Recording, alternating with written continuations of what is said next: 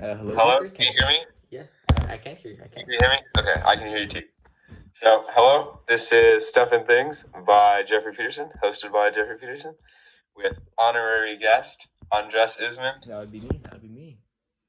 So this is going to So, be a podcast on Frankenstein by Mary Shelley, and we're going to be talking about the role Victor played in the actions of the monster and his responsibilities. which obviously everyone can agree that he wasn't entirely responsible for it.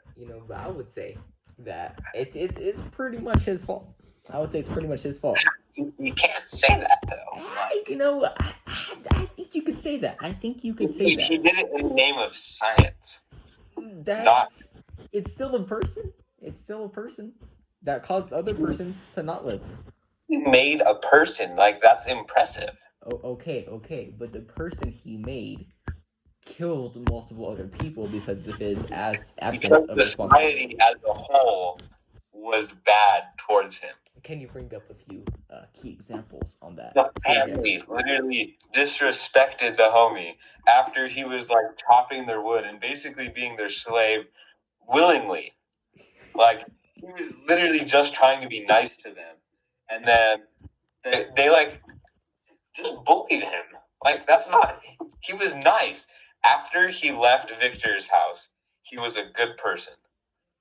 It wasn't until other people were literally disrespecting the homie that he turned bad and evil and started resenting Victor. That is true. It did start off with he left. He didn't have any bad intentions, and then there was the people in the village, not being nice to him, and then the other people, they weren't that nice to him, and then that's whenever he started to become, that was the turning point. But, it started off whenever he was created that Victor just straight up abandoned his homie. He said bye and he left. I mean, can you blame him though? Okay, first, is your actually, is it recording? I'm trying to blame him, yeah. Is your mic recording though? Yes, it is. Okay. But, okay, so hear me out, right? You're just doing an experiment, right? You're not really sure if it's going to work, and then it does work. Okay. You literally create an 8-foot-tall monster that's deformed, obscene, looks terrible, and you're going to just sit there. Okay, no. Well, just because it's a little ugly, just because it's, maybe it's a tad bit ugly, it may be part animal, but, it doesn't mean it's... Hear me out, right? Put yourself into his shoes, right? Okay. So you're a scientist, you're a genius, right? If I was in his shoes, I wouldn't be doing that anyway, so that's kind of stupid. But he didn't have it growing up. Mr. Armijo literally said that when he was growing up, he never had like bad experiences with dead bodies. Okay. So he wasn't really afraid to dig into the corpses. He never thought it was gross, right? That is true. So you're not thinking it's gross going into it, right? Okay, going into it, not thinking corpses are not nasty or anything. All right. Okay. Elaborate. You're going into it. You're putting yourself in his shoes.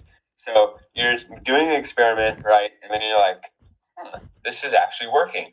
And then like the guy sits up from the table and you're like, holy crap, that's scary. This can kill me. Like, are you going to sit there?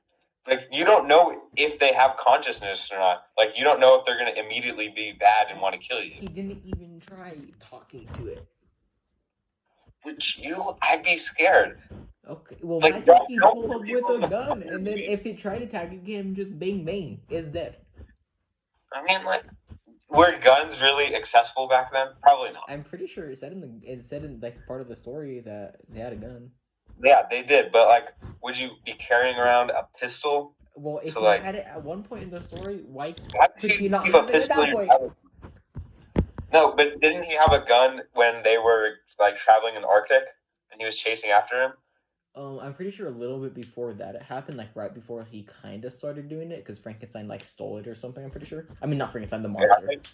Yeah, I thought that Frankenstein the monster stole it when they were at like a little town before he went out onto the icy waters. It was before they went onto the Arctic. He did still, but he had a gun. Either way, he was able to get his hands on a gun.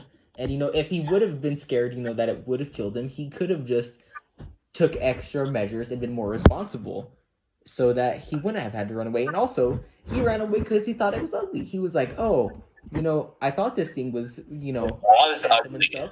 But then, now it's not looking like that. And, it's kind of ugly. It's kind of ugly, kind of grotesque.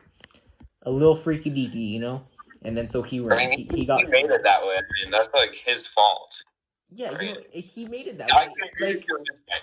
He shouldn't have been that scared of it because he made it. exactly, like he watched it throughout the whole process, and he thought it was good, but then when he realized it wasn't good, then like it's still the same thing, you know. So that was still just him being not very smart after that. But then, yeah. So he does that, and then, but if he didn't do that as well, you know, the part I'm trying to bring up, if he didn't leave and he was like, you know, maybe just didn't like spend the night with him and didn't just like full on dip on the homie, he could have just stayed there for a little bit and then like actually tried talking to it. Wouldn't have known what he was saying, but we saw before that the monster got like beat and stuff and like thrown rocks at by like the villagers and all that. He wasn't that bad of a dude. He was honestly just scared of everything, you know. And freaking genius. Like he was props to that monster. He was he actually got really himself to smart. read, Like right? like Jeffrey, do you think you would have been able to like learn how to read just with someone that you had like a book? Yeah, like incredibly quick too. Yeah. Like that homie, I don't know what brain they put into I don't know, him. did they put it like a dolphin or something? Like this bro was smart. Second to man's intelligence. Well, just if you put both of them, then that's like double. See, if you put first and second together, then that's like just amazing. Like you can't do also more than that, can you? That's what if he was to shoot the monster, right? Would it die?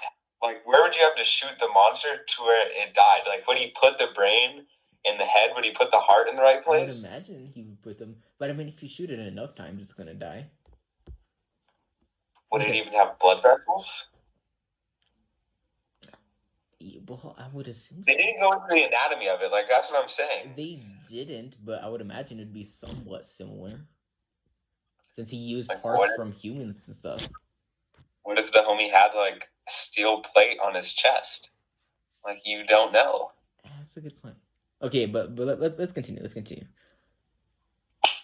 Okay. So, a quote that I would like to read is, I'll read it first. I'll read it first.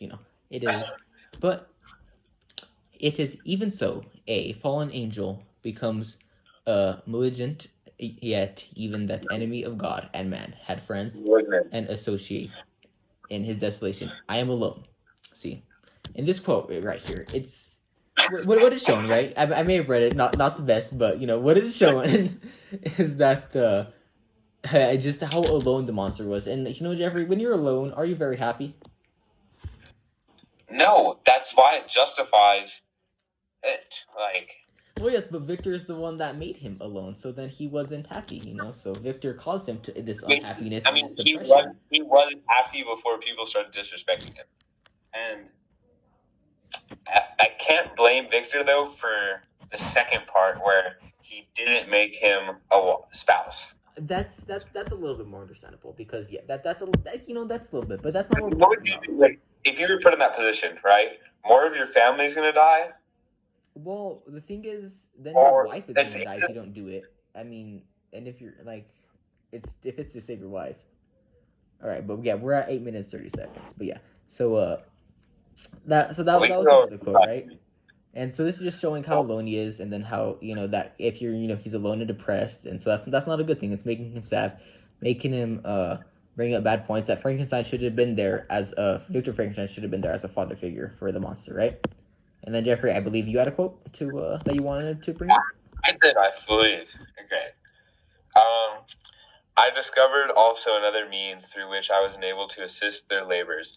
I found that the youth spent a great part of each day in collecting wood for the family fire, and during the night I often took his tools, the use of which I quickly discovered, and brought home firing sufficient for the consumption for several days. But I escaped and rushed down. No. That's your quote. Okay. But this is showing that he's a good person when he left. Like, he sees these people and they're spending most of their day getting firewood. So he's like, I'm not doing anything with my days. I'm going to go out and help these people. He figures out how to use the tools.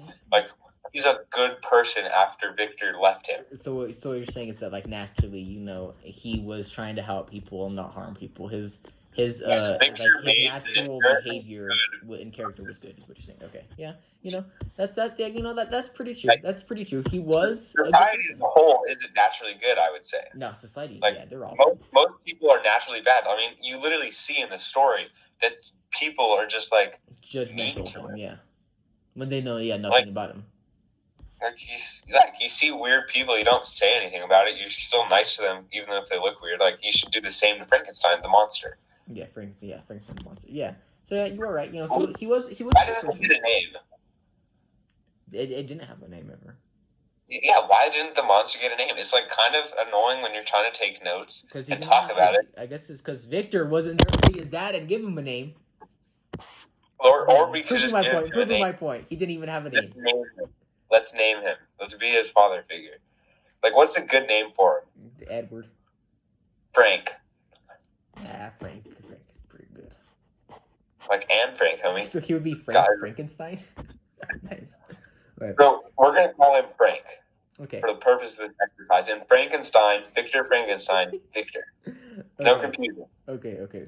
But so there was a quote that I meant to say earlier, but I forgot. But this was when I meant to talk about, when he left, and the quote was, "But I escaped and rushed downstairs. I took refuge in the courtyard belonging to the house which I inhabited." And so this is, as soon as he saw him, he was like, "No, I'm out. I'm outie." And then he left. He ran away, and he ran away from his problems and from his issues, and didn't do anything about it. And he just ran, didn't confront them, didn't try to deal with them. He ran, and then he eventually went to Clerval and stuff, and then they left, and then his family started dying. So, it wasn't the best. It's very irresponsible. Is it Clerval? Curval? How do you pronounce that man's name? I thought it was Clerval, or I don't remember how Mr. Armijo pronounced it, actually. I think he said Clerval.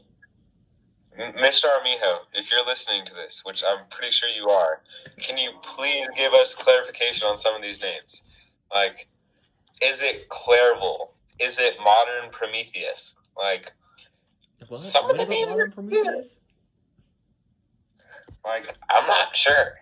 Oh, okay. But yes. In the end of the book, I don't have an exact quote, but it was literally saying that he was a good person. He was saying that he was fine. In the end of the book, what happened is Frankenstein, right? He cried. He cried because his father figure died. His only father figure who ran away from him. No, okay, so hear me out. His father figure left, but he still recognized him as his father. Yes, a bad father. Because someone as a father doesn't make him good for having said son or daughter. And the book was weird, also. Then it was kind of weird. It's literally, like, I was reading, and then I must have, it leaves you, yeah. I must have been paying a little bit of less attention, and then I was completely confused when the narrative switched from Victor that was pretty confusing. But yeah. To the female. What even is her name? I don't remember. Let me find this, because, I mean, she was a chick. Okay, and then... Yeah, Jeffrey. See, like, if you didn't have parents, you probably wouldn't have done that good of being a person, because did your parents teach you morals and how to be a good person and how to not be a bad person? So, hear me out, right? That's like saying if you don't have parents, or if you do have parents, you go to college, you're still a bad person. You don't have parents. No, because he didn't have any sort of parent figure. When you go to college, right? You didn't have parents raising you. You go to college, right? You're a fine person up until then. At college, bad people influence you. You get into, like, drugs, bad things. Like, should you label them, like, label their parents for being absent? No, that's different, Jeffrey. This monster was, like, not even that old. It was, I mean, its body was older, but its mind was very young still. So it was very easy influential. It was like... know that he needed a father. What did you say? He wouldn't have known that he needed a father. What? Yes, lost for words. Jeffrey, I'm pretty sure infants don't know that they need fathers either, and mothers. Because, time without a father.